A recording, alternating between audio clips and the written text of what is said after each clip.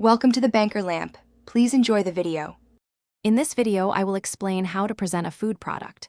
First, consider your audience's preferences to tailor your approach. Think about what they value most, whether it's freshness, convenience, or unique flavors. Next, highlight the key features that make your product special, perhaps its natural ingredients or artisanal preparation. Finally, focus on creating an appealing visual experience that captures attention and invites tasting. Visual appeal is crucial for food presentation. Utilize contrasting colors to make your dishes truly pop, like vibrant greens against a creamy white sauce.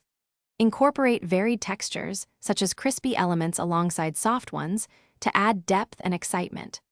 Always ensure proper lighting, whether natural or artificial, to showcase your food's best qualities in photos and in person, making it look irresistible.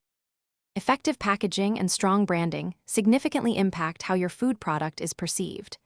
Design packaging that not only protects, but also reflects the quality and essence of what's inside. Include clear and concise product information, such as ingredients and nutritional facts, to build trust.